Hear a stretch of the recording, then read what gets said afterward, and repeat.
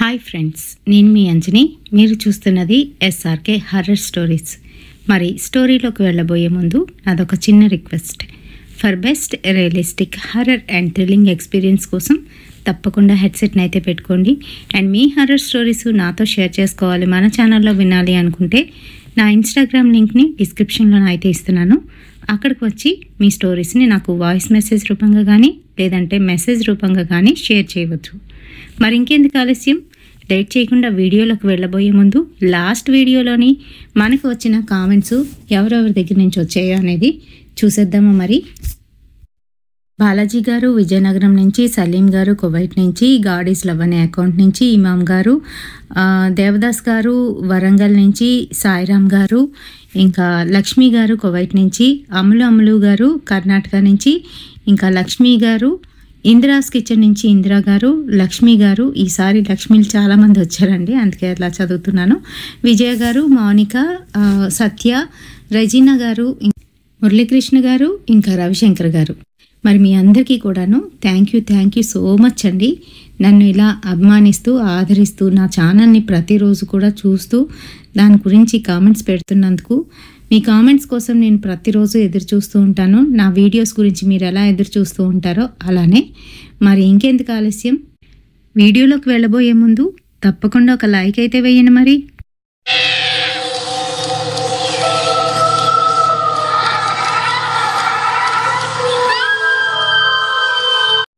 తుని నుంచి మనకి స్టోరీ అయితే వచ్చింది. మేరీ గారు అయితే పంపించారనమాట. సో తన పేరు మరొకటి అయితే ఉంది. వాళ్ళు కన్వర్టెడ్ క్రిస్టియన్స్ అయితే తను కన్వర్ట్ అయిన తర్వాత మేరీ అని మార్చుకున్నారు. మేరీకి ఒక చెల్లి ఇంకా ఒక తమ్ముడు అయితే ఉన్నారు. తనే ఇంట్లో పెద్దదాయి అండ్ వాళ్ళ మదర్ అండ్ ఫాదర్ చాలా బాగా చూసుకునేవారు. మేరీ వాళ్ళ నాన్నగారు ఏదో ఒక కంపెనీలోనైతే చేస్తున్నారు. కాస్తో కూస్తో వస్తుంది, దాంతోనే వాళ్ళు ఇంటిని అయితే గడిపేస్తున్నారు. మరి మేరీ మంచిగానైతే చదువుకుంటుంది, డిగ్రీ అయితే చదువుతుంది. తను డిగ్రీ సెకండ్ ఇయర్లో ఉండేటప్పుడు వాళ్ళ మదర్ అండ్ ఫాదర్ ఏం చేశారనంటే వాళ్ళ చుట్టాలకి పక్కాలకి మేరీకి ఏదైనా ఒక మంచి సంబంధం చూడండి అని చెప్పారంట. సో అలాగే పాస్టర్ గారికి కూడాను చెప్పడం అయితే జరిగింది అని చెప్పారు. అయితే ఈ సంబంధం పాస్టర్ గారే చూశారు. మరి ఆ చర్చికే వస్తున్న శామ్యూల్ కుటుంబం వీళ్ళకైతే తెలుసు కానీ అంతగా పరిచయం లేదు. అయితే పాస్టర్ గారు వాళ్ళది చాలా మంచి కుటుంబం. వాళ్ళకి 2 అబ్బాయిలు అయితే ఉన్నారు. పెద్ద కొడుకుకి ఆల్రెడీ పెళ్ళి అయిపోయింది. రెండో అబ్బాయికి కూడా పెళ్లి చేసిన తర్వాత వేరు కాపురాలు అయితే పెట్టించేస్తారు. అండ్ వాళ్ళకి ఆస్తులు బాగానే ఉన్నాయండి. పిల్లని అక్కడ ఇచ్చుకుంటే మీ అమ్మాయి జీవితం సెటిల్ అయిపోతుంది, బాగుంటుంది అని చెప్పడంతో మా అమ్మ నాన్న కూడా చాలా తొందరపడ్డారనే అనుకోవాలి. అదేంటి అని అంటే ఇంకా అబ్బాయిని చూడకుండానే ఆ సంబంధం ఖాయం చేసుకోవాలి అని వాళ్ళిద్దరూ అయితే అనుకున్నారు. అప్పటికి నేను ఇంకా డిగ్రీనే చదువుతున్నాను. అయినా వాళ్ళకి ఎందుకు ఆ కంగారు అని అంటే వెనకాతలే నా చెల్లి అయితే ఉంది. మరి తను ఇంటర్ సెకండ్ ఇయర్ అయితే చదువుతుంది. 2 అమ్మాయిలు ఇంట్లో ఉంటే ఖచ్చితంగా ముందు అమ్మాయికి త్వరగా పెళ్లి చేసేస్తూ ఉంటారు కదండి. మరి అదే జరిగింది నా లైఫ్లో కూడాను. అయితే మరి ఆ నెక్స్ట్ సండే అంటే అప్పటికి అది జనవరి 22, 2006 అండి, నాకు బాగా గుర్తుంది. మేము సండే అని చెప్పి చర్చికి వెళ్ళాము. అమ్మ నాన్న ఎవరితోనో మాట్లాడుతున్నారు. అయితే నేను వాళ్ళ కాస్త చూస్తున్నాను. అప్పటికి నాకు అమ్మ నాన్న విషయం అయితే చెప్పలేదు. ఎవరితోనో మాట్లాడుతున్నారని నేను అక్కడున్న పిల్లలతోనైతే ఆడుతున్నాను. ఈలోగా అమ్మ నాన్న నన్ను అయితే పిలుస్తున్నారు. ఎందుకు వీళ్ళు ఇప్పుడు నన్ను పిలుస్తున్నారు అంటూ అలానే వెళ్ళాను. ఈలోగా అక్కడ వాళ్ళకి నన్ను అయితే పరిచయం చేశారు. నేను కూడా నార్మల్గానే వాళ్ళని పరిచయం అయితే చేసుకున్నాను. వాళ్ళ అబ్బాయిని అయితే పిలిచారు. వాళ్ళ చిన్న అబ్బాయి అంట, తనైతే వచ్చాడు. తన పేరు పాల్. మరి పాల్ అక్కడే వాళ్ళ వెనకాతలుండి విషయం అంతా తెలుసుకున్నాడు. కానీ ఏం తెలియనట్టు నా ముందుకు వచ్చి ఈ అమ్మాయి ఎవరు అని అడుగుతున్నాడు. ఆ మాటలకి వాళ్ళందరూ నవ్వుతూ మనకి తెలిసిన వాళ్ళ అమ్మాయి, మాట్లాడుతా కాలా మాట్లాడు అని వాళ్ళ నాన్నగారు అయితే అంటున్నారు. నాకు అసలు ఏమీ అర్థం కాలేదు. మా అమ్మ నాన్న కూడా ఏం మాట్లాడకుండా నన్ను మాట్లాడమని చెప్తున్నారు. సరే వీళ్ళేంటి ఇలా మాట్లాడుతున్నారు అనుకున్నాను. ఇంకా తనతోనైతే మాట్లాడాను. నేనైతే క్యాజువల్గానే ఉన్నాను, ఎందుకంటే నాకు తెలియదు విషయం. తను కూడా చాలా క్లోజ్గానైతే మాట్లాడాడు. ఏంటి ఇష్టం, ఎక్కడికి వెళ్ళడం ఇష్టం, అన్నీ కూడా నా ఇష్టాలన్నీ తెలుసుకున్నాడు. ఇదేంటి వీడు నన్ను ఫ్లర్ట్ చేస్తున్నాడా అని అనుకున్నాను. బట్ మామూలుగా మాట్లాడమన్నారు కదా అని చెప్పి మాట్లాడుతున్నాను. అంతా అయిపోయిన తర్వాత లాస్ట్లోని నువ్వు నాకు నచ్చావు, నేను నీకు నచ్చానా అని అడిగాడు. ఆ మాటలకి నాకైతే కోపం వచ్చేసింది. ఇంకా ఏంటి నువ్వు కొత్తగా పరిచయం అయిన అమ్మాయితోని ఇలానేమన్నా మాట్లాడేది అని అడిగేశాను. ఈలోగా తను నవ్వుతూ ఉన్నాడు. వెనకాతల నుంచి మా అమ్మ నాన్న వాళ్ళమ్మ నాన్న అయితే వచ్చారు. ఏంటి ఇద్దరికీ నచ్చిందా, ఈ సంబంధం ఓకే చేసేయమంటావా అని అడుగుతున్నారు వాళ్ళ నాన్నగారు. తనకి తన అంగీకారాన్ని తెలియజేస్తూ నవ్వుతూ అక్కడి నుంచి అయితే వెళ్ళిపోయాడు. నేను పాలు అలా నవ్వుతూ ఉంటే నాకైతే ఇంకా కోపం వచ్చేస్తుంది. మా అమ్మేమో పక్కకు పిలిచి, తనతో మాట్లాడేవా, నచ్చాడా అబ్బాయి అని అడుగుతుంది. నాకైతే ఒక్కసారిగా చిరాకు పుట్టింది. ఏంటి అసలు మీరేం మాట్లాడుతున్నారో అని అడిగితే అప్పుడు మా అమ్మ అయితే నాకు చెప్పింది, ఆ అబ్బాయిని నీకు చూస్తున్నాం పెళ్లి చేయడానికి అని చెప్పేసరికి నాకైతే అసలేమీ అర్థం కాలేదు. ఏం మాట్లాడుతున్నారమ్మా, నేను చదువుకోవాలి, మంచి జాబ్ చేసి నాన్నకి సహాయపడాలనుకుంటుంటే మీరేంటి పెళ్ళి అంటున్నారు అని అన్నాను. ఆ మాటలకి నాన్నగారు వచ్చి, అవునమ్మా నీకు పెళ్లి చేసేస్తే ఇంకా చెల్లి ఉంది కదా, తమ్ముడిని కూడా చదివించాలి, మాకున్న దాంట్లోనే నిన్ను డిగ్రీ వరకు అయితే చదివించగలిగాం, ఇంకా పెళ్లి చేసుకొని వెళ్తే నీ లైఫ్ సెటిల్ అయిపోతుంది అని చెప్పడంతో నేనైతే అలానే ఉండిపోయాను. ఏం మాట్లాడలేదు. వాళ్ళు దాన్ని నా అంగీకారంగానైతే భావించేశారు. ఇంకా 1 వీక్ అయితే అయ్యింది. ఇంకా వాళ్ళు ఎంగేజ్మెంట్ పెట్టుకుందామని చెప్పి మాకైతే కబురు పంపించారు. ఎంగేజ్మెంట్ కూడా అయిపోయింది. అంతే, అక్కడి నుంచి ప్రతిరోజు కూడా పాలైతే మా ఇంటికి వస్తూ వెళ్తూ ఉండేవాడు. వద్దని చెప్పినా కూడా ప్రతిరోజు అయితే వస్తూ ఉండేవాడు. మేము బయటికి వెళ్తామండి, ఒకసారి పంపించండి అంటూ పర్మిషన్ అడిగి మరి నన్ను బయటకు అయితే తీసుకెళ్ళేవాడు. తన బిహేవియర్ అంతా బాగానే ఉండేది కానీ ఒక్కొక్కసారి ఓవర్ అయిపోతూ ఉండేవాడు. అదే నాకు కొంచెం టెన్షన్గా భయంగానైతే అనిపించేది. ఇంకా మన ఇద్దరం ఒకటే కదా, నువ్వు ప్రతిదానికి భయపడతావేంటి అంటూ నన్నైతే అడిగేవాడు. నాకు మటుకు అలానే భయం ఉండేది. ఆ తర్వాత మా పెళ్ళి అయితే చాలా దగ్గరగా అయితే వచ్చేసింది. ఒకరోజు నేను కాలేజీ నుంచి ఇంటికి వస్తున్న సందర్భంలోని తనైతే నన్ను మీట్ అయ్యాడు. ఇద్దరం మామూలుగానే క్యాజువల్గా కలిసాము. ఆ తర్వాత ఒక దగ్గరికి వెళ్ళాలి అంటూ నన్ను బైక్ ఎక్కి కూర్చోమన్నాడు. సరేనని ఎక్కి కూర్చుంటే ఒక ఇంటికి అయితే తీసుకెళ్ళాడు. అది వాళ్ళ ఫ్రెండ్ వాళ్ళ రూమ్ అనమాట. అందులో ఎవరు లేరు. కీస్ మటుకు తిన దగ్గరే ఉన్నాయి. సో మేము ఆ ఇంట్లోకి వెళ్ళిన తర్వాత తనైతే బెడ్రూమ్లోకి తీసుకొని వెళ్ళి, ఇదిగో నీ కోసం గిఫ్ట్ తీసుకొచ్చాను అంటూ ఒక సారీ అయితే తీసుకొచ్చారు. ఆ సారీ కట్టుకోమని చెప్తూ ఉంటే ఇప్పుడా అని అడిగితే ఇప్పుడే కట్టుకొని రా అని చెప్పి నన్నైతే వెళ్ళమన్నాడు. సరే ఇంకా పెళ్లి చేసుకోబోతున్నాం కదా అని చెప్పి నేను ఆ సారీ కట్టుకొని తన ముందుకైతే వచ్చాను. నువ్వు చాలా అందంగా ఉన్నావు సారీలోనే అంటూ నన్ను దగ్గరికి లాక్కోబోతుంటే నేను దూరం అయితే నెట్టేశాను. ఏంటి నువ్వు ఎప్పుడు ఇంతేనా అని అయితే నేను చిరాకు పడ్డాను. ఈలోగా మళ్ళీ నా చెయ్యి అయితే పట్టుకున్నాడు. నేనైతే గట్టిగా వదిలించుకొని పక్క రూమ్లోకి వెళ్ళి నా డ్రెస్ అయితే వేసేసుకున్నాను. ఇంకా నేను వెళ్తాను ఇంటికి అంటూ వెళ్ళిపోబోతూ ఉంటే నన్ను అయితే ఆపేసి ప్లీజ్ ఒక్కసారి అని అంటున్నాడు. నాకైతే చాలా కోపం వచ్చింది. మా ఆయన బిహేవియర్ నాకు అప్పట్లో అస్సలు నచ్చేది కాదు. సరే ఇంకా నేనైతే ఎలాగొక్కలాగా అక్కడి నుంచి అయితే తప్పించుకొని ఇంటికి అయితే వెళ్ళిపోయాను. ఇంకా అప్పటి నుంచి మా పెళ్ళి ఇంకా అయ్యేంత వరకు తనైతే నేను అస్సలు మీట్ అవ్వలేదు. ఎన్నోసార్లు రమ్మని నాకైతే కాల్ చేశాడు కానీ నేను ఏదో ఒక సాకు చెప్పి తప్పించుకున్నాను. ఆ తర్వాత మా మ్యారేజ్ అయితే అయిపోయింది. ఉమ్మడి కుటుంబంలోనైతే కొన్నాళ్ళు ఉండాలి, ఒక 6 months. ఆ తర్వాతే వేరు పెడతాము అని మా అత్తగారు అయితే చెప్పేశారు. సరే ఇంకా మేమైతే ఆ ఇంట్లో ఉండేవాళ్ళమి. అవి ఒక 3 portions అన్నమాట. ఆ ఇల్లులు ఎలా ఉంటాయంటే ఒకదాని పక్కన ఒకటి అయితే ఉంటుంది. ఒక్కొక్క దాంట్లోని దేనికి దానికి సపరేట్గా ఒక బెడ్రూము, ఇంకా అలాగే ఫ్రంట్ రూమ్ ఒకటి ఉంటుంది. బ్యాక్ సైడు బాత్రూమ్స్ అయితే ఉంటాయి. మరి మాకైతే లాస్ట్ రూమ్ ఇచ్చారు. ఆ తర్వాత మధ్యలోనే అత్తయ్య వాళ్ళు ఉండేవారు. అటుపక్క బావగారు ఇంకా అక్క అయితే ఉండేవారు. పెళ్ళైన వరకు నేను చాలా హ్యాపీగా లక్కీ అని అనుకున్నాను. పెళ్ళైన తర్వాత వాళ్ళ ఇంటికి వెళ్ళిన తర్వాత వాళ్ళు ఎలాంటి వాళ్ళు, ఇంకా ఇలాంటి వాళ్ళు ఉంటారా అని నాకైతే అనిపించింది. మా అత్త మామ విషయానికి వస్తే వాళ్ళిద్దరూ ఏమీ అనేవారు కాదు, నార్మల్గానే ఉండేవారు.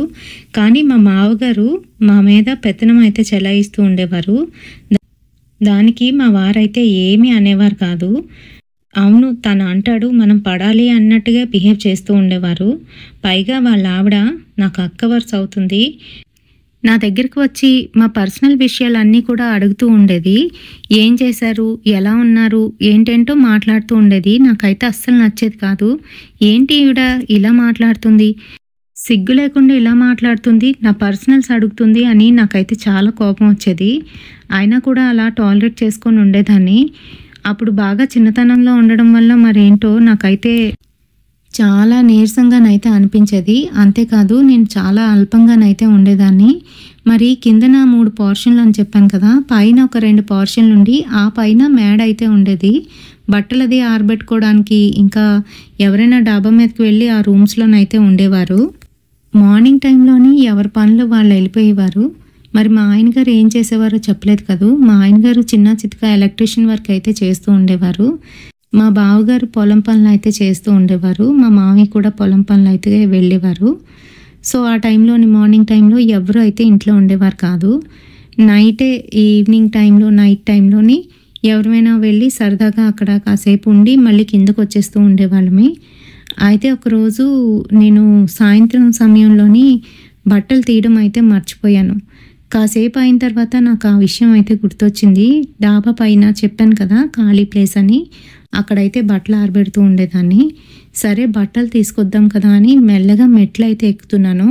ఆ టైంకి ఇంకా మా బావగారు ఇంకా మా మామయ్య గారు ఇంటికైతే రాలేదు. ఎందుకనంటే పొలం కోసం పెస్టు విత్తనాలు తీసుకురావాలి అని చెప్పి ఊరికైతే వెళ్ళారు. మరి ఆ టైంలోని డాబా మీద నుంచి ఎవరో నవ్వుతూ సరదాగా ఉన్నట్టుగానైతే నాకు వినబడుతుంది. కొంచెం పైకి వెళ్ళాను మెల్లగాను. వెళ్ళేసరికి ఇంకా నాకైతే అర్థమైపోయింది. అక్కడ మా ఆయన గొంతు అయితే వినబడుతుంది. మరో పక్క ఆ నవ్వు అక్కది, అంటే మా తోటికోడలిది. నాకంతే గుండెల్లో రాయి పడిపోయింది. అసలు ఏం జరుగుతుంది, వీళ్ళు ఏం చేస్తున్నారు అంటూ గబగబా 2 మెట్లు ఎక్కి అయితే చూశాను. అంతే, నేను అనుకున్నదే. మా ఆయన గట్టిగా పట్టుకొని అయితే ఉన్నాడు దాన్ని. ఇంకా అదేదేదో మాట్లాడుతుంది. ఆ మాటలకి మా ఆయన కూడా ఏదో మాట్లాడుతున్నారు. ఇంకా వాళ్ళిద్దరి మాటలు వింటుంటే నా చెవులు రంధ్రాలు పడి రక్తం వస్తుందేమో అనిపించింది. నాకు చాలా బాధ అనిపించింది. కానీ వాళ్ళని ఏమీ అనకుండా కిందకైతే వచ్చేసాను. ఏడుస్తూ అలానే పడుకున్నాను. కొంతసేపటికి కిందకైతే వచ్చారు మా వారు, ఏమీ జరగనట్టు. వచ్చి ఏమైంది ఇలా పడుకొనున్నావు, ఒంట్లో బాగాలేదా అంటూ నా మీద అయితే చేయి వేశారు. నాకు ఇంకా చాలా కోపం అయితే వచ్చేసింది. గట్టిగా అరిచేశాను.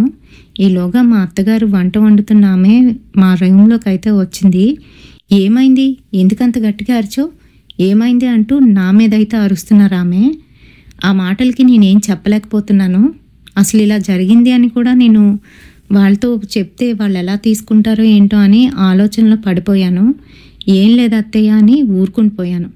మా వారికి అయితే అర్థమైంది నేను అవన్నీ కూడా చూశాను అని. అయితే మరి నేను ఏమి అనుకున్నా ఉన్నా కూడా మా అత్తగారు నా దగ్గరికి వచ్చి ఏమైంది అమ్మాయి, ఏమైంది అని మళ్ళీ నన్ను అడిగేసరికి నా కడుపులో ఉన్న ఆ బాధని తట్టుకోలేక బయటికి అయితే కక్కేశాను. మా అత్తయ్య గారికి జరిగిన విషయం మొత్తం చెప్పి ఆమెను పట్టుకొని ఏడుస్తూ ఉంటే, ఊరుకో అమ్మా ఊరుకో, నాకు తెలుసు వీళ్ళు ఇలాంటి వాడనే నిన్నిచ్చి పెళ్లి చేశాం. నీ గొంతు కొయ్యాలనో లేదంటే వేరే విధంగా కాదు తల్లి. కనీసం మరొక అమ్మాయితో ఉంటే వీడు దాని దగ్గరికి వెళ్ళడు, మా పరువు పోకుండా ఉంటుందని ఒక చిన్న స్వార్థం తల్లి అనేసరికి నాకైతే చాలా కోపం వచ్చింది. అదేంటి ఈ విషయాలన్నీ తెలిసి ఎందుకు పెళ్లి చేశారో అంటూ ఆమె మీద కూడా అరిచేశాను. ఇంకా తనైతే నాకు సర్ది చెప్తుంది. మరో పక్క మా ఆయన ఏం మాట్లాడకుండా ఒక మూలకెళ్ళి కూర్చొని ఏదో ఆలోచిస్తూ అలానే ఉండిపోయాడు. ఇంకా ఆ రోజు నేను అన్నం కూడా తినలేదు. రాత్రికి ఇంకా పెద్ద గొడవ అవుతుంది అని అనుకున్నాడు.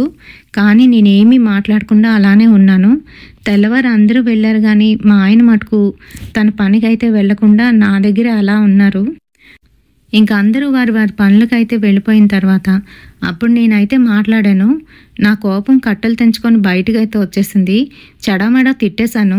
నీకేమైనా బుద్ధుందా, వదిన గారంటే తల్లితో సమానం. అలాంటి తల్లిని ఇలా ఇలా అంటూ నాకైతే కళ్ళంట నీళ్ళైతే తిరిగేస్తున్నాయి.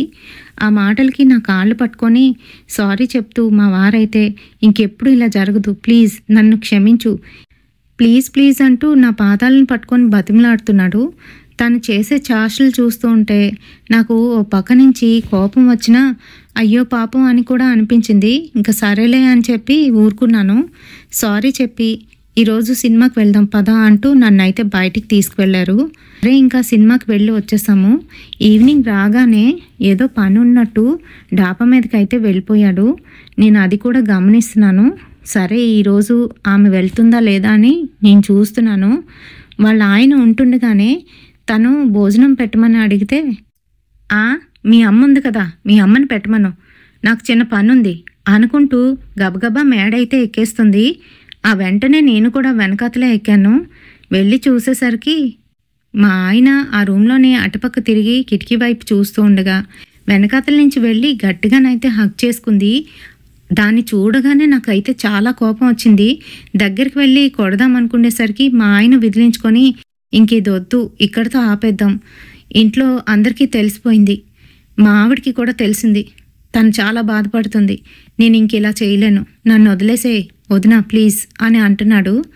ఏంటి కొత్త కొత్త వరుసలు కలుపుతున్నా? మీ ఆవిడంటే ఇదేమన్నా తప్ప? ఎప్పటి నుంచో మన ఇద్దరం చేస్తున్నదే కదా. అయినా మీ అన్నయ్య ఏం మాట్లాడకుండా ఉన్నాడు, మీ ఆవిడకి అంత భయపడిపోతున్నావే? అలా అయితే ఈ పెళ్ళే వద్దని చెప్పేదాన్ని కదా, పెళ్ళెందుకు చేసుకున్నావు నేనుంటుండగా అని అంటూ మళ్ళీ పైకైతే వెళ్తుంది. ఆ మాటలు విన్న నాకైతే కోపం వచ్చి దగ్గరికి వెళ్ళి దాని చెంప మీద ఒకటైతే వేశాను. అంతే, తను ఏం మాట్లాడకుండా నన్నే కొడతావా అంటూ నా జుత్తు అయితే పట్టుకుంది. అంతే, వెంటనే మా ఆయన కూడా ఒకటైతే వేశారు. మర్యాదగా ఇక్కడి నుంచి వెళ్ళిపో అంటూ గట్టిగానైతే తిట్టేశాము. అంతే, మమ్మల్ని ఏం చేయలేక మా కాసి కోపంగా చూసుకుంటూ నన్ను అవమానిస్తారు కదా, మీ మీద నేను ఎలాగైనా పగ తీర్చుకుంటానా అనుకుంటూ తనైతే కిందకి వెళ్ళిపోయింది. ఈలోగా కిందనున్న బావగారికి ఆ విషయం అయితే అర్థమైంది. బావగారు పాపం ఎప్పటి నుంచి ఓపిక పడుతున్నారో మరి ఆ రోజైతే శుభ్రంగా కొట్టారు. పో మీ అమ్మాళ్ళ ఇంటికి వెళ్ళిపో అంటూ ఎన్నో తిట్లయితే తిట్టేశారు. మరి ఏమీ అనొద్దు వదిలేసాయి అంటూ మా అత్తయ్య గారు అయితే అడ్డుపడి మా తోటికోడలను అయితే ఓదార్చింది. మరి ఇంకా వాళ్ళు మారుతారో మారరో అనేది నాకైతే అర్థం కాలేదు. ఈలోగా మర్నాడు తెల్లవారే మా అత్తయ్య గారు మా దగ్గరికి వచ్చి ఇంకా మీరు వేరు కాపురం పెడితే బాగుంటుంది, ఇక్కడ ఎన్నాళ్ళు ఉంటారు అంటూ ఏదైనా మంచి ఉద్యోగం చూసుకొని విజయవాడ కానీ రాజమండ్రి కానీ వెళ్ళిపోండ్రా అని మా ఆయనకైతే సలహా ఇచ్చింది. మా ఆయనకి కూడా అర్థమైంది ఇంట్లో ఉంటే ఇంకా గొడవలు అయితే ఎక్కువ అవుతాయి అని చెప్పి. ఇంకా ఆయన కూడా ఆలోచించి వాళ్ళ ఫ్రెండ్ సహాయంతో రాజమండ్రి వెళ్ళిపోదామని డిసైడ్ అయిపోయాం. మరి అలానే ఒక వారం తర్వాత మా పెట్టి బేడ అన్నీ సర్దుకొని రాజమండ్రి అయితే వెళ్ళిపోయాం. మరి తుని నుంచి రాజమండ్రి ఎంతో దూరం ఉండదు కదా, మీ అందరికీ తెలిసిందే. అప్పటికి మా ఇంట్లో ఉంటున్న ఆ అమ్మాయి, అదే నా తోటికోడలు ఎవరైతే ఉందో ఆ అమ్మాయి వాళ్ళ అమ్మాళ్ళ ఇంటికి అయితే వెళ్ళిపోయింది. మేము రాజమండ్రిలోని ఒక ఇల్లు అయితే చూసాము అద్దెకి, చాలా తక్కువకి వస్తుంది. ఇల్లు మాకు అనుకూలంగానైతే ఉంది, వాటర్ ఫెసిలిటీ కూడా అన్నీ బాగానే ఉన్నాయి. ఇంట్లో నుయ్యి ఉంది కానీ నుయ్యి మటుకు ఓపెన్లో లేదు, దానిపైన చెక్కలు అయితే ఉన్నాయి, అంటే చెక్క తలుపు ఉంటుంది కదా అదైతే ఉండి దానిపైన ఒక తాళం అయితే వేసేస్తుంది.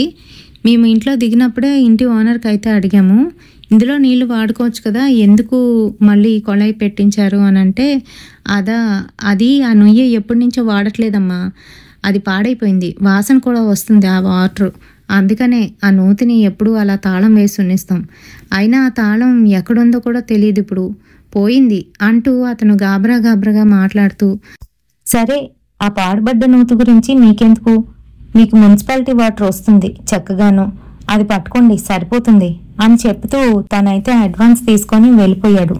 ఇంటద్ది చాలా తక్కువ అవడంతో మాకైతే చాలా హ్యాపీ అనిపించింది. మరి అక్కడ వాళ్ళ ఫ్రెండ్తో కలిసి తినైతే ప్రతిరోజు వర్క్ అయితే వెళ్ళిపోతూ ఉండేవారు. చిన్న చితక వర్క్ అయినా కూడాను ఎక్కువ ఉంటే ఎక్కువ డబ్బులు, తక్కువ ఉంటే తక్కువ డబ్బులు, ఎక్కువ వచ్చినప్పుడు దాచుకునే వాళ్ళమి, తక్కువ వచ్చేటప్పుడు వాటిని ఖర్చు పెట్టుకుంటూ ఉండేవాళ్ళమి. నెల రోజులైతే అలానే గడిచిపోయింది. సాయంత్రం అయితే బయటికైతే వెళ్ళిపోతూ ఉండేవాళ్ళమి. సరదాగా అలాగా రాజమండ్రి మార్కెట్ అంతా కూడా తిరిగేసి ఏవైనా కావాలంటే కొనుక్కొని ఇంటికైతే వచ్చేవాళ్ళమి. మరి తినేసి పడుకుని పోవడం, త్వరగా లేవడం ఇవన్నీ కూడా రొటీన్ అయిపోయాయి. 1 మంత్ అయిపోయిన తర్వాత మాకు అప్పుడేంటంటే ఇంకా రాజమండ్రి పూర్తిగా చూసేసాం కాబట్టి ఇంకా ఏవి కూడా తిరిగే ప్లేసులు అయితే లేవు. ఎప్పుడైనా సరదాగా వెళ్ళాలి అనుకుంటే గోదావరి గట్టు వైపు అయితే వెళ్తూ ఉండేవాళ్ళమి. అయితే 1 మంత్ అయిన తర్వాత నేను ఇంటిని పూర్తిగానైతే సర్ది పెట్టుకున్నాను. సాయంత్రం అయ్యేసరికి ఏంటో చాలా అనీజీగానైతే అనిపించేది నాకు. ఒళ్ళంతా బరువెక్కుతున్నట్టు, నిద్ర వస్తున్నట్టు ఉండేది. పడుకుని పోతూ ఉండేదాన్ని. ఈయన వచ్చిన తర్వాతే మళ్ళీ లేచి నేను మిగతా పనులు అయితే చేసుకుంటూ ఉండేదాన్ని. నాకు ఎందుకు అలా అవుతుందో అర్థమయ్యేది కాదు. ఒకరోజు ఏమైంది అని అంటే, ఎండాకాలం కావడంతో నీళ్లు పూర్తిగా ఇవ్వడం మానేశారు మున్సిపాలిటీ వాళ్ళు. సో వాటర్కి చాలా ట్రబుల్ అయిపోతూ ఉండేది. బయట నుంచి ఒక 2-3 వీధులు దాటిన తర్వాత అక్కడి నుంచి ఒక నుయ్యి ఉంటే వాటర్ అయితే తెచ్చుకునే వాళ్ళమే. ఇంకా రాను రాను ఆ ప్రాబ్లం చాలా ఎక్కువైపోయింది. ప్రతిరోజు సాయంత్రం ఆయన వచ్చిన తర్వాత ఆయన నీళ్ళు తోడడం, నేను బిందెలతో నీళ్లు తీసుకొచ్చి ఇంట్లో అన్నింటినీ కూడా నింపుకోవడం, ఇదే ఒక పెద్ద డ్యూటీ అయితే అయిపోయింది. ఆయన ఒకరోజు బాగా నీరసపడిపోయారు. అంత దూరం వెళ్తున్నాము, దగ్గరలో ఉంటే బాగుండు, నీకు ప్రతిరోజు కష్టమవుతుంది అని బాధపడుతూ ఆయన ఏం చేశారు అని అంటే, మన ఇంటి వెనకతలు నుయ్యి ఉంది కదా, మనం ఎందుకు ఇంత దూరం వస్తున్నాం, ఆ నూతి తాళం పగలగొట్టి అందులో నీళ్ళే వాడుకుందాం, మంచినీళ్ళకి మాత్రమే ఇక్కడి నుంచి తెచ్చుకుందామని నాతోనైతే అన్నారు. అవునండి, నేను కూడా ఎప్పటి నుంచో అనుకుంటున్నాను. సరే దాన్ని పగలగొట్టేద్దామని ఒకరోజు సాయంత్రం అదే పనిగా ఒక సుత్తి తెచ్చి మొత్తం ఆ తాళాన్ని పగలగొట్టి అదైతే ఓపెన్ చేసేసాం. ఓపెన్ చేసామో లేదో బ్యాడ్ స్మెల్ అయితే ఆ నూతిలో నుంచి వస్తుంది. ఇంకా గాలిలాగా అయితే బయటకు వచ్చింది. అలా గాలిలాగా ఫోర్స్గా వచ్చేసరికి మా వారు అంటే చాన్నాళ్ళు సీల్ లాగా ఉంది కదా, అందుకని అలా ఫోర్స్గా గాలి వచ్చింది, ఏం కాదు అని అయితే చెప్పేశారు. ఇంక వెంటనే నేనైతే చాద వేసి నీళ్ళు అయితే తోడుతున్నాను. ఈ పని నువ్వు చేస్తున్నావేంటి అని అంటే, మీరు చేస్తానేంటి నేను చేస్తానేంటి, ఇంతకుముందు దూరం నుంచి తీసుకురావాలి కాబట్టి మీరు తోడేవారు, ఇప్పుడే ఇంట్లోనే ఉన్నాయిగా వాటరు అంటూ గబగబా నీళ్ళు అయితే బయటికి తీశాను. నీళ్లు చూడ్డానికి ఎలా ఉన్నాయి అని అంటే లైట్ బ్రౌన్ కలర్లోనైతే కనిపిస్తున్నాయి. చాన్నాళ్ళు వాడలేదు కదా, అందుకే ఇలా ఉండుంటాయిలే, స్నానానికి సరిపోతాయి కదా అంటూ స్నానం చేసుకొని ఆ నీళ్ళని స్నానాలు చేయడానికి, బట్టలు ఉతుక్కోవడానికి, అంట్లు తోముకోవడానికి అయితే ఉపయోగించుకునే వాళ్ళమి. సరే ఇంకా ఆ రోజు నైట్ అయితే మాకు చాలా హ్యాపీ అనిపించింది. ఇంట్లో నీళ్లు ఉంటుండగా ఎన్నాళ్ళు బయటికి వెళ్ళి తెచ్చుకున్నామే అని అనుకున్నాము. అయితే మరి ఆ రోజు పడుకునే సమయానికి ఒక్కసారిగా కరెంట్ అయితే పోయింది. మీ అందరికీ తెలిసిందే కదా, రాజమండ్రిలోని అది కూడా సమ్మర్ వచ్చిందంటే కరెంటు కోత చాలా ఎక్కువగా ఉంటుంది. కరెంట్ పోయేసరికి మా ఇద్దరికినైతే పూర్తిగా తెలివి వచ్చేసింది. అప్పటికి రాత్రి 1:30 అయితే అవుతుంది. బాగా చీకటిగా ఉండడంతో మా ఆయన ఏం చేశారు అని అంటే, క్యాండిల్ వెలిగిద్దామని చెప్పేసి నేను పడుకున్నాను కదా అని తను ఒక్కడే బయటికి అయితే వెళ్ళాడు కిచెన్లోకి. సో కిచెన్లోకి వెళ్ళేసరికి అక్కడ నేను నించొని ఉన్నాను. నన్ను చూసి షాక్ అయ్యి, ఏంటి ఇక్కడున్నావు, నువ్వు పడుకోలేదా అని నన్ను అయితే అడుగుతున్నారు. ఈలోగా నేను కళ్ళు రుద్దుకుంటూ ఎవరితోనండి మాట్లాడుతున్నారు అంటూ మా రూమ్లో నుంచి అయితే బయటకు వచ్చానంట. అంతే మా వారు షాక్ అయిపోయారు. ఇక్కడ ఇప్పుడే నిన్ను చూశాను అంటూ మాట్లాడుతున్నారు. నన్ను చూడడం ఏంటండి, నేను మీ పక్కనే కదా పడుకున్నాను, ఎప్పుడు బయటకు వచ్చుంటాను, అంతా మీ భ్రమ, సర్లే క్యాండిల్ వెలిగిస్తాను ఇలా తెండే అంటూ క్యాండిల్ అయితే వెలిగించి మా రూమ్లోకి అయితే వెళ్ళిపోయాము. మా ఆయనకి చెమటలు పట్టేస్తున్నాయి ఊరుకునే. తను చూసింది నిజమా అబద్ధమా కళ అనుకుంటున్నాడు. ఇంక మొత్తానికి ఎలాగైతేనే కళ్ళు మూసుకొని పడుకునే సమయానికి అప్పటికి 3 అయితే అవుతుంది. కరెంట్ అయితే వచ్చేసింది. కరెంట్ రాగానే మా రూమ్లోని లైట్స్ అన్నీ ఆఫ్ చేసే మేము పడుకున్నాము. అలాంటిది మధ్యలో కరెంట్ పోయి వచ్చేసరికి లైట్ ఆన్ ఆఫ్ అయ్యి బ్లింక్ అయ్యేసరికి అక్కడ మా రూమ్లోని ఒక ఆమె నన్నే చూస్తూ కనిపించింది. అంతే నేను గట్టిగానైతే అరిచి మా వారిని అయితే పట్టుకున్నాను. ఏమైంది మేరీ అంటూ లేచి కూర్చున్నారు. ఎవరో మన రూమ్లో ఉన్నారండి అని నేనైతే గాబరా పడుతూ చెప్పేసరికి, ఎవరుంటారు, ఏం చూసావు అని ఉండు అంటూ వంటగదిలోకి వెళ్ళి వాటర్ అయితే తీసుకొచ్చి ఇచ్చారు. కొంచెంగా వాటర్ తాగాను, నెమ్మదించాను. ఏం లేదండి, ఎవరో ఒక ఆవిడ నన్నే చూస్తూ ఇక్కడ నించున్నట్టుగా కనిపించింది. భయం వేసింది, అందుకనే గట్టిగా అరిచాను అని చెప్తుంది. ఓహో అంతేనా, కంగారు పడకలే, ఏం లేదు, నిద్దట్లో ఉన్నావుగా, కరెంట్ వచ్చిపోయేసరికి అలా అనుకుని ఉంటావు అని నాకైతే నచ్చ చెప్పేశారు. మరి మర్నాటి తెల్లవారే తన పనిలోకి అయితే వెళ్ళిపోయాడు. నేను నా పని అంతా చేసుకొని బట్టలు ఆరబెడదామని చెప్పి వెనక్కి వెళ్ళేసరికి నూతి దగ్గర ఎవరో కూర్చొని వెంటనే నన్ను చూడగానే నూతిలోకి దూకేసినట్టు ధడేల్మని సౌండ్ అయితే వినిపించింది. అది దూకడం కూడా నాకు కనిపించింది. అంతే, నేను కెవ్వమంట అరుస్తూ ఆ నూతి దగ్గరికి అయితే వెళ్ళి వంగి చూస్తున్నాను. వెనక నుంచి నన్ను ఎవరో పట్టుకొని నా మెడ పట్టుకొని నూతిలోకి తోయడానికి అయితే ప్రయత్నించారు. అది నాకు పూర్తిగా తెలుస్తోంది. వెంటనే నేను దేవుడికి స్తోత్రాలు అని చెప్తూ గట్టిగా నూతినైతే పట్టుకున్నాను.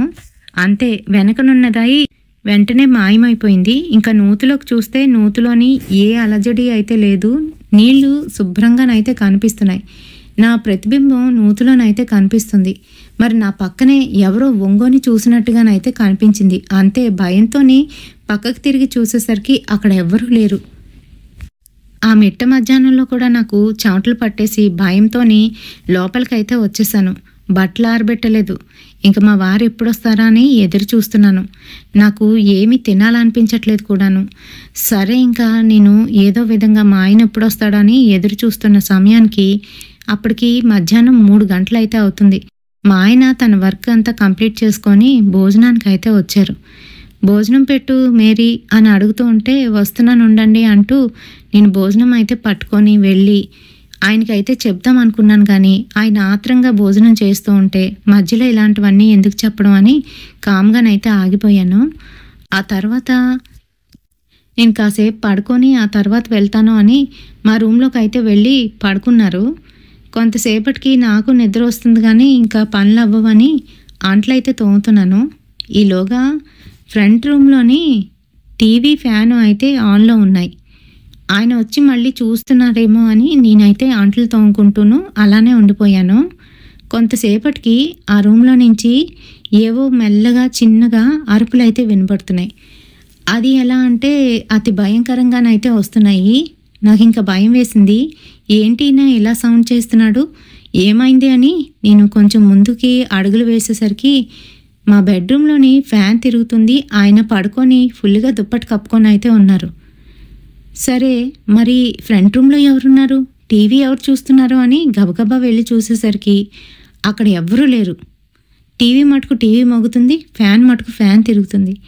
ఓహో, ఈయన కరెంట్ పోయినప్పుడు వేసి ఉంటారు. కరెంట్ వచ్చింది, ఇంకా అలానే మోగుతుంది, ఇందులోనే శబ్దాలు అనుకుంటా అనుకొని నేనైతే టీవీ ఆపేసి ఫ్యాన్ ఆపి మళ్ళీ అంట్లు తోముకోవడానికి అయితే వెళ్ళిపోయాను. ఈలోగా నా వెనకాతలే ఎవరో గజ్జెలు కట్టుకొని నడుచుకొని వస్తే ఎలా అనిపిస్తుందో అలా అయితే అనిపిస్తుంది. నాకు ఇంకా భయం వేసింది. వెనక్కి తిరగాలా వద్దా అని మనసులోనైతే దేవుని తలుచుకొని వెనక్కి తిరిగి చూస్తే అక్కడ ఎవ్వరూ లేరు. ఇంకా ఎంతసేపు అయినా కూడా మా ఆయన అయితే పడుకొని లేవట్లేదు. అప్పటికి 4:30 అయితే అయిపోయింది. ఇంకా పని ఉందన్నారు, వెళ్తానన్నారు, ఇంకా లేగలేదేంటి అంటూ దగ్గరికి వెళ్ళి ఏమండి ఏమండి అంటూ మా ఆయన మొహం మీద ఉన్న దుప్పటినైతే తీశాను. అతను కళ్ళిప్పి చూసేసరికి కళ్ళు 2 ఎర్రగా అయితే అయిపోయి ఉన్నాయి. ఆ మొహం చూస్తే నాకైతే భయంతోని నోట్లో నుంచి అనుకోకుండానే అరుపు అయితే వచ్చేసింది. అలా అరిచేసరికి ఊరికినే ఎందుకే అలా అరుస్తావు అంటూ మా ఆయన లేచి కూర్చున్నాడు. తన నీరసంగానైతే అనిపిస్తున్నాడు. ఏమైందండి మీకు, మీ కళ్ళు చూసుకోండి అంటూ అద్దం తీసుకొచ్చి చూపించాను. అంతే, తను కూడా షాక్ అయిపోయాడు. అసలు ఏం జరిగింది, ఎందుకింత ఎర్రగా అయిపోయాయి? సరే, డాక్టర్ దగ్గరికి వెళ్తాను అని అంటున్నాడు. నేను వస్తాను పదండి అంటూ తన చేతినైతే పట్టుకున్నాను. కానీ అప్పటికే మా ఆయన ఒళ్ళంతా కూడా కాలిపోతుంది. జ్వరంతోని ఇబ్బంది పడుతున్నారని అర్థం చేసుకొని ఇంకా డాక్టర్ దగ్గరికి అయితే వెళ్ళాం. డాక్టర్ ఏదో మందులు ఇచ్చి వైరల్ ఫీవర్ ఏం కాదు, ఈ మందులు 3 పూట్ల వేసుకోండి అని చెప్తూ ఏవో మందులు అయితే రాశారు. ఆ మందులు తెచ్చుకొని ఇంటికి వచ్చేసరికి వెనకాతలంతా కూడాను ఏదో తడిగానైతే అయిపోయి ఉంది. అంటే నూతిలో నీళ్లు కిందన వంపేస్తే అంతా తడిగా అయిపోతుంది కదా, ఆ విధంగానమాట. మాకేం అర్థం కాలేదు. ఎవరైనా వచ్చుంటారా, నూతిలో నీళ్లు తోడేశారా అని గబగబా వెళ్ళి నూతిలోకి అయితే తొంగి చూస్తున్నాడు మా ఆయన. వెంటనే నేను ఆయన్ని పట్టుకొని వెనక్కైతే లాగేశాను. ఆ నూతిలోకి చూడకండి, నాకు ఇందాక ఏం జరిగిందో తెలుసా అంటూ నాకు జరిగిన విషయాన్ని అయితే చెప్పాను. మరి ఇంత జరిగితే నాకేం చెప్పట్లేదే నువ్వు అని నా మీద అయితే కోపడ్డారు. అలా కాదు, నీకే బాలేదు, అయినా ఏం చెప్తాను, అది నా భ్రమ అనుకోవాలా నిజం అనుకోవాలా నాకైతే అర్థం కాలేదు. సర్లేండి లోపలికి పదండి అంటూ లోపలికి అయితే వెళ్ళిపోయాం ఇద్దరమిని. ఆ రోజు రాత్రి మేము పడిన కష్టం పగవాడు కూడా పడకూడదని ఇప్పటికీ కూడా అనుకుంటూ ఉంటాను. మా ఆయన గారికి జ్వరం మూలాన ఆయన అయితే బ్రెడ్ తిని ట్యాబ్లెట్ అయితే వేసుకున్నారు. నేను కొంచెం ఏదో అన్నం తినేసి పడుకుండిపోయే సమయానికి ఆయన గురకైతే పెడుతున్నారు. బాగా ఎక్కువగానైతే వస్తుంది. ఏమండి ఏమండి ఏంటండి అంత గురక పెడుతున్నారు అని అంటూ ఉంటే, ఏమోనే నాకేం తెలీదు, నాకు తెలియకుండానే అలా వస్తుంది అంటూ మా ఆయన అయితే మళ్ళీ పడుకుండిపోయారు. సరే ఆరోగ్యం బాగాలేదు కదా అందుకనే అలా ఏమో అని నేను కూడా కామ్గా ఆయన పక్కకి వెళ్ళి అయితే పడుకున్నాను. మరి ఈలోగా నాకైతే నా ముక్కుకి రక్తం వాసన అయితే వస్తుంది. అది కూడా చాలా ఎక్కువ మోతాదులోని రక్తం కుళ్ళిపోతే ఎలా వస్తుందో స్మెల్, అలాంటి స్మెల్ అయితే వస్తుంది. అది వీధిలో నుంచి కాదు పెరట్లో నుంచి అయితే వస్తుంది. గబగబా వెళ్ళి పెరటి తలుపు అయితే తీశాను ధైర్యంగా. ఆ రాత్రి సమయంలోనే తీసేసరికి ఆ నూతి దగ్గర అంతా ప్రదేశం అంతా కూడా ఎర్రటి రక్తపు నీళ్ళలాగా అయితే పడి ఉన్నాయి. అది చూసి నాకు ఏం జరిగిందో తెలీదు. గట్టి గట్టిగా అరుచుకుంటూ తలుపులు దగ్గరికి వేసి తలుపు వేసేసి ఏమండి ఏమండి అంటూ మా ఆయన దగ్గరికి అయితే వచ్చేసాను. అతను పూర్తిగా నిద్రమయకంలోనైతే ఉన్నాడు. నా మాటలు కూడా పట్టించుకునే స్థితిలోనైతే లేడు. ఎంత లేపుతున్నా కూడా అతనైతే మత్తుగాని పడుకొని ఉన్నాడు. ఇంకా సరే నేను వెనక్కి వెళ్ళకూడదు, తలుపులు వేసేసాను కదా అని అలానే పడుకున్నాను. కానీ ఏవేవో శబ్దాలు అయితే వస్తున్నాయి. ఒకసారి మేక అరిచినట్టు, మరొకసారి కోడి అరుస్తున్నట్టు వెనకాతల నుంచి అయితే శబ్దాలు విపరీతంగా వినిపిస్తున్నాయి. ఈసారి ఆ బ్లడ్ స్మెల్ ఇంకా ఎక్కువ అయిపోయింది. ఎలా అంటే కడుపులో తిప్పేస్తుంది, ఎలక చచ్చిన కంప అయితే కొడుతుంది. ఇంకా నేను ఆ ప్రభువుని తలుచుకొని బైబిల్ అయితే తీశాను. ఆ రాత్రి సమయంలోని కళ్ళు మూసుకొని దేవుడా నువ్వే ఉన్నావు, నాకు దారి చూపించు అంటూ బైబిల్ అయితే ఓపెన్ చేశాను. అక్కడ ఒక వాక్యం అయితే ఉంది, యెహోవా తన పిల్లలను గొర్రె పిల్లల వలె కాపు కాస్తాడు అని. అంతే, నాకైతే అర్థమైంది దేవుడు నాయందే ఉన్నాడు అంటూ ఇంకా నేను ఆ బైబిల్ని పక్కన పెట్టుకొని పడుకున్నాను. కాస్త నిద్ర పట్టినట్టుగానైతే అయ్యింది. ఇంకా అంతే, అప్పటికి 2:30 అయితే అవుతుంది. బయట నుంచి విపరీతంగా ఎవరో ఆడామే గట్టి గట్టిగా అరుస్తూ ఏడుస్తున్నట్టుగానైతే వినబడసాగింది. ఇంకా అంతే, నాకున్న నిద్ర కూడా పోయింది. మా ఆయన చూస్తే లేవడం లేదు, నాకేమో ఇలా వినబడుతున్నాయి. మరో పక్క బైబిల్ని అయితే గట్టిగానైతే పట్టుకున్నాను. ఇది ఉంటుండగా నాకేంటి, నాకు ఎవరూ ఏం చేయలేరు, నా ప్రభు నాతో ఉన్నాడు అంటూ గట్టిగా కళ్ళు మూసుకొని పడుకున్నాను. ఇంకా కొంతసేపటికి తెల్లవారినట్టుగానైతే అనిపించింది. అప్పటికి 4:30 అవుతుంది. సరే ఇంకా తెల్లవారిపోయింది కదా, ఇప్పుడు ఇంకేమీ ఉండదు అని స్నానం చేయడానికి నేను బాత్రూమ్ వైపు అయితే వెళ్తున్నాను. మరి ఆ నుయ్యి ఏదైతే ఉందో దాన్ని దాటుకొని వెళ్ళవలసి ఉంది. ఇప్పుడు ఆ నూతిలో నుంచి ఎటువంటి శబ్దాలు కేకలైతే వినబడట్లేదు. అమ్మయ్య అంతా సద్దుమణిగింది అని చెప్పి నేనైతే బాత్రూంలోకి వెళ్ళి స్నానం అయితే చేస్తున్నాను. ఈలోగా నూతి దగ్గర ఎవరో తచ్చాడుతున్నట్టుగానైతే అనిపించింది. ఎవరది అంటూ స్నానంలో నుంచే నేను అడుగుతూ ఉంటే సమాధానం అయితే లేదు. సరే నేను గబగబా స్నానం చేసి బయటకు వచ్చి చూసేసరికి మా ఆయన అయితే నూతికి చారబడి అలానే నన్నే చూస్తున్నారు. ఏంటి ఇక్కడున్నారు, జ్వరం తగ్గిందా, పదండి ట్యాబ్లెట్లు వేసుకుంటే త్వరగా తగ్గిపోతుంది, మీకేం టిఫిన్ చేయమంటారు, లేదంటే రొట్టె తినేస్తారా అని 1,00,000 ప్రశ్నలు వేస్తూ దగ్గరికి అయితే వెళ్ళాను. మా ఆయన మటుకు అలానే నన్నే చూస్తూ చిన్న స్మైల్ అయితే ఇస్తున్నాడు. ఆ స్మైలు చూడ్డానికి క్యూట్గా అనిపించినా రాను ఆ స్మైలు అతి భయంకరంగానైతే తయారవుతుంది. ఏంటి ఎందుకు అలా నవ్వుతున్నారు, పదండి లోనికి పదండి అని అంటూ ఉంటే తను రాకుండా ఆ నూతి మీదే చారబడి నన్నే చూస్తూ ఆ నూతిలోకి తొంగి అయితే చూస్తున్నారు. అది చూస్తున్న నాకు భయం అయితే వేసేసింది. మీకు నిన్నే చెప్పాను కదా ఆ నూతిలోకి తొంగి చూడొద్దని, ఎందుకంతలా తొంగి చూస్తున్నారు అని అంటూ ఉంటే లేచి నా కాస్త మళ్ళీ చూసి అదే స్మైల్ అయితే ఇస్తున్నారు. నాకేమీ అర్థం కాలేదు. సరే సరే, నేను తల తుడుచుకొని వచ్చేలోపు మీరు త్వరగా స్నానం చేసి రండి, టిఫిన్ పెట్టేస్తాను అంటూ లోపలికైతే వెళ్ళేసరికి లోపల మా రూమ్లోని ఫ్యాన్ అలానే తిరుగుతుంది. దుప్పటి కప్పుకొని వణికిపోతూ మా ఆయన అక్కడే అలా పడుకొని ఉన్నారు. అంతే, నా గుండెల్లో రాయి పడిపోయింది. అయితే ఇప్పుడు నేను చూసింది మా ఆయన కదా అంటూ గబగబా నేను మళ్ళీ పెరటి వైపు వెళ్దాం అనుకున్నాను. కానీ ఈసారి కాళ్ళు చేతులు ఆడేస్తున్నాయి. భయం వేస్తుంది. నాకెందుకు వచ్చింది అంటూ పెరటి తలుపు అయితే వేసేసాను. ఇంకా నా పనులన్నీ గబగబా చేసుకొని ఏమండి అంటూ తన దగ్గరికి అయితే వెళ్ళాను. ఏమైంది? నాకు ఇంకా నీరసంగానే ఉంది. అలానే ఉంది మేరీ అని అంటున్నారు మా ఆయన. సరే, మళ్ళీ ఒకసారి డాక్టర్ దగ్గరికి వెళ్దామా అని అంటే, ఏం కాదులే, టిఫిన్ చేసి కొంచెం మాత్రలు వేసుకుంటే తగ్గిపోతుంది, వైరల్ అందరికీ ఉండేదే కదా అని అంటున్నాడు. ఏమండి, నాకెందుకో ఇక్కడ భయం వేస్తుందండి అంటూ తనకు అప్పుడు జరిగిన విషయాలు అయితే చెప్పింది. అవును, నాకు కూడా అలానే అనిపిస్తుంది. ఈ ఇంట్లో నుంచి ఖాళీ చేసి మరొక ఇంట్లోకి వెళ్ళిపోవాలి అని మెల్లగానైతే అంటున్నాడు. అదే మీకు చెప్తే మీకు అసలుకే బాగాలేదు కదా. ఏం చెప్తానండి, నాకే భయం వేస్తుంది అని అంటూ నేనైతే వంటగదిలోకి వెళ్ళేసరికి అది మెట్ల మీద నుంచి తొంగి చూస్తూ నన్నే చూస్తూ నవ్వుతుంది. ఈసారి అది స్త్రీ ఆకారంలోనైతే నాకు కనిపిస్తుంది. దాని కళ్ళు ఎర్రగా ఉన్నాయి. ఎవరో మనిషి చూసినట్టు తొంగి అయితే చూస్తుంది డాబా మీద నుంచి. నేను వంటగదిలోకి వచ్చేసరికి ఆ దృశ్యం చూడగానే గట్టిగా అరవడం మొదలు పెట్టేశాను. నాకు తెలియకుండానే నా గొంతు గట్టిగా పెగులుతుంది. ఇలా గట్టిగా అరుస్తున్న సమయానికి మా ఆయన గారు రూమ్లో నుంచి అయితే బయటకు వచ్చారు. ఏమైంది అనుకుంటూ. అక్కడ అంటూ నేను పైకైతే చూపిస్తున్నాను. అక్కడ ఏమీ కనిపించట్లేదు, అంతా నీ భ్రమ అని చెప్తున్నాడు పాలు.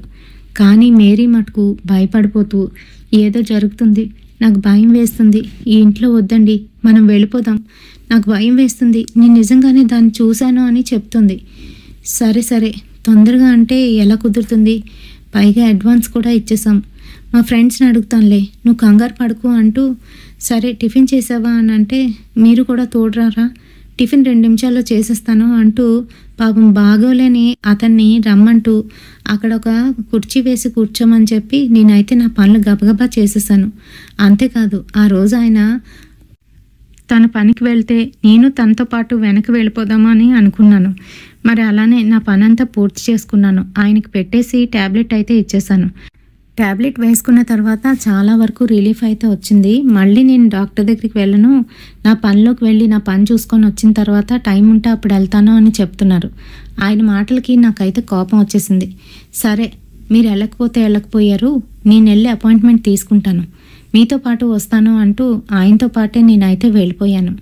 మరి ఆ రోజు సాయంత్రం మేమిద్దరం ఒకేసారి కలిసి ఇంటికైతే వచ్చాం. అసలుకే ఆకలేస్తుంది. పైగా మా వారు వస్తూ జ్వరం తగ్గిపోయింది కదా, నాకు చేపల పులుసు చేసి పెట్టు, చాలా రోజుల నుంచి తినాలనిపిస్తుంది అంటూ ఒక పెద్ద చేపనైతే కొన్నారు. అది పట్టుకొని ఇంటికి వచ్చి ఇంకా దాన్ని అంతా కూడా శుభ్రం చేసుకొని వండడం అయితే మొదలుపెట్టాను. ఎప్పుడైతే నేను అలా వండుతున్నానో ఆ వాసనకి కమ్మసు అది వచ్చి మళ్ళీ అదే కిటికీ దగ్గర నించొని నన్నే తొంగి చూస్తూ నవ్వుతుంది.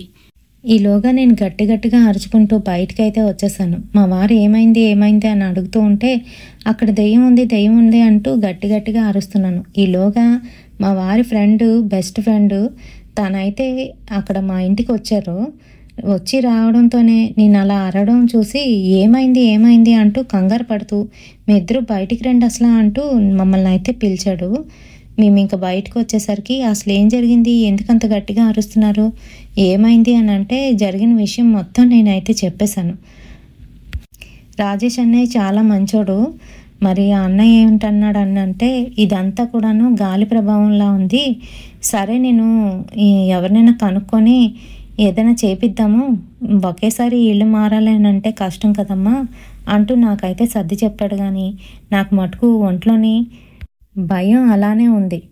మరి ఇంకా ఏమీ చేయలేని పరిస్థితుల్లోని ఆ రోజు రాత్రి కూడాను ఎన్నో నరకబాధలు అయితే అనుభవించాను. దానివల్ల తల దగ్గర బైబిల్ పెట్టుకొని పడుకుంటున్నా కూడాను ఏదో విధంగా అది పక్కకు జరిగిపోవడం, మళ్ళీ నాకు అదే కళ, అదే రక్తం, ఇంకా దాని వాసన, అది వచ్చి అక్కడ నించోవడం, ఇవన్నీ కూడాను కళ్ళలాగా అయితే వస్తున్నాయి.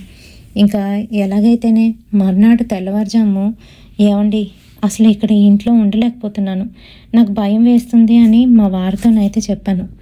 మా వారికి రాత్రప్పుడు బాత్రూమ్కి వెళ్ళే అలవాటు అయితే ఉంది, 2-3 సార్లు వెళ్తూ ఉంటారు.